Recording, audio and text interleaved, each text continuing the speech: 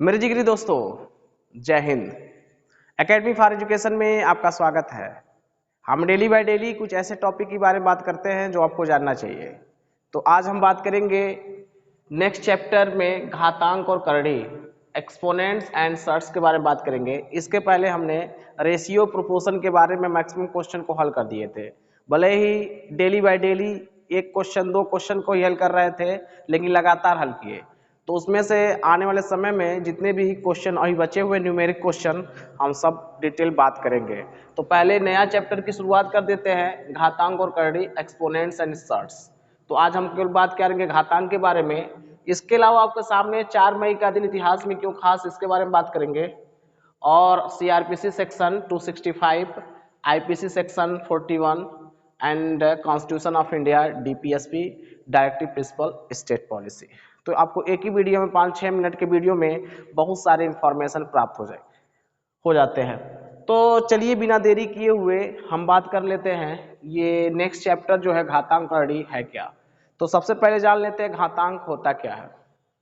तो ध्यान दीजिएगा कि यदि किसी पूर्ण संख्या, अगर कोई पूर्ण संख्या ले लिया जाए a को m बार गुणा किया जाए तो गुणनफल a का घात a का m घात प्राप्त होगा। मतलब अगर हम किसी संख्या को क्या करें, कई बार लिख दिया जाए a गुणे a गुणे a गुणे a गुणे a dot dot dot m बार लिख दिया जाए, तो हम क्या लिख सकते हैं, a पे घात m, जहां एक का घात m प्राप्त होगा, जिसको संकेत के रूप में a टू पावर m लिख सकते हैं। a टू पावर m में a को क्या कहा जाता है, जो यहाँ a है उसे आधार कहते हैं, और m को क्या कहते हैं, पावर, जिसे घातांक कहते हैं, घात कहते हैं। इसी प्रकार आपको अगर दे दिया जाए तो पूछता है 3 पे घाते 5 पर, तो इसमें आधार और घातांक क्या है, तो कह देंगे आधार 3 है और घातांक कितना है, 5 है। ठीक है, तो ध्यान दिए तीनों घात में आधार 3 है, घातांक क्या है, 5 है, घातांक क्या है, 5 है। इसी प्रकार कह देगा कि -7 पे घाते 2 दिया हुआ है, तो आधार कितना कहेगा, जो नीचे वाला रहता है -7 आधार हो जाएगा और पावर कितना होगा, 2 हो जाएगा। P/Q में तो P/Q जो है आपका आधार हो जाएगा और m क्या होगा, घात होगा, तो P/Q का m हुआ घात कहते हैं। अब स्मरणीय सूत्र के बारे में बात किया जाए, यदि x और y कोई शून्येतर, शून्य के अतिरिक्त, मतलब x और y क्या होगा, शून्य नहीं होना चाहिए, शून्य के अतिरिक्त -1 -2 1 2 3 डॉट डॉट कुछ भी हो, लेकिन शून्य नहीं होना चाहिए। कोई परमेय संख्या हो तो, और m n क्या होना चाहिए, पूर्णांक संख्या, पूर्णांक संख्या जानते ही है। तो अगर पूर्णांक संख्या हो तो अगर हम क्या लेते हैं, x to power m into, पहला देखिए पहला पॉइंट क्या लेते हैं, पहला जो सूत्र है, अगर x टू पावर m और y टू पावर m है, अर्थात क्या है, जो आपका बेस हो अलग अलग हो अब पावर सेम हो। यहाँ समझिएगा, बेस क्या है अलग, इसका बेस क्या है, बेस मतलब आधार, इसका क्या अलग अलग है, पावर क्या सेम हो, तो हम क्या कर सकते हैं, x इंटू वाई लिख करके पावर को 1 बना देते हैं। देखिए m है, तो अगर उदाहरण लेते हैं तो देखिए यहाँ पर बेस क्या है, अलग है, यहाँ पर बेस क्या अलग है, लेकिन पावर दोनों का सेम है, तो हम पावर को क्या करेंगे, 2 गुणे 3 लिख सकते हैं, और रेस्ट पावर कितना 5, तो 2 3 6 रेस्ट पावर 5, बस 6 पावर 5 लिख सकते हैं। दूसरा पॉइंट कहता है कि अगर बेस जो है समान हो जाए, बेस क्या हो जाए, समान हो जाते हैं, तो पावर क्या होते हैं, घट जुट जाते हैं, घट जुट जाते हैं। अगर प्लस रहेगा, पावर क्या रहेगा, प्लस रहेंगे, तो ध्यान दीजिएगा, देखिए x to power m into x to power n है, तो x टू पावर क्या होगा, m प्लस n हो जाएगा, क्योंकि x क्या है, आपका बेस है, आधार है, अब पावर क्या m प्लस n हो जाएगा। जैसे 3 पे घाते 7 इंटू 3 पे घाते 3, तो 3 पे घाते 7 इंटू 3 पे घाते 3 का दिया है, तो बेस क्या है, समान है, पावर 7 3 कितना हो जाएगा, घट जाएगा। अगर आपके सामने क्या होता है, यहाँ का -3 होता है, जैसे मान लीजिए यहाँ पर दिया हुआ है 3 पे घाते 7 होता है इंटू 3 पे घाते -3 होता है, तो बेस क्या है, समान है, तो 3 लिख देते और 7 में से 3 क्या करते हैं, घटा देते, तो कितना आता, 3 पे घाते 4 आ जाता। इसी प्रकार अगर डिवाइड दिया x to power m divide by x to power n, तो हम क्या कर सकते हैं, इसमें डिवाइड जब दिया रहा है तो x to power m minus n कर लेते हैं। जैसे दिया है 4 पे घाते 5 और डिवाइड भागा 4 पे घाते 3, तो डिवाइड का मतलब होता है, भागा का मतलब डिवाइड होता है, तो यहाँ 4 पे घाते 5 4 बटे 3 से लिख सकते हैं, और जब 4 पे घाते 3 ऊपर तो माइनस बन के जाएगा, तो बेस क्या होते हैं, समान होते हैं, तो पावर घट जुट जाते हैं। ठीक है, तो क्या होगा, 4 5 में से -3 घटेगा, कितना आएगा, 4 पे घाते 2 आ जाएगा।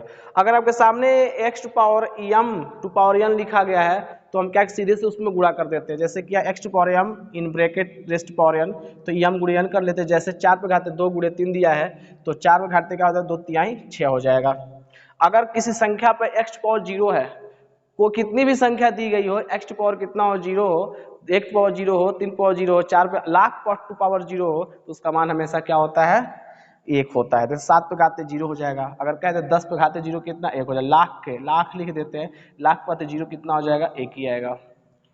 अगर आपके सामने क्या है अगला, अगर x to power minus m दिया हुआ, कितना दिया है x to power minus m दिया है, तो इसको कितना x टू पावर m लिख सकते हैं, या x टू पावर m दिया तो x to 1/x to power minus m लिख सकते हैं। मतलब ये जब ऊपर जाएगा तो क्या प्लस बन के जाएगा, तो माइनस जब पावर माइनस नीचे रहता है तो ऊपर जाता है क्या होता है प्लस बन के जाता है।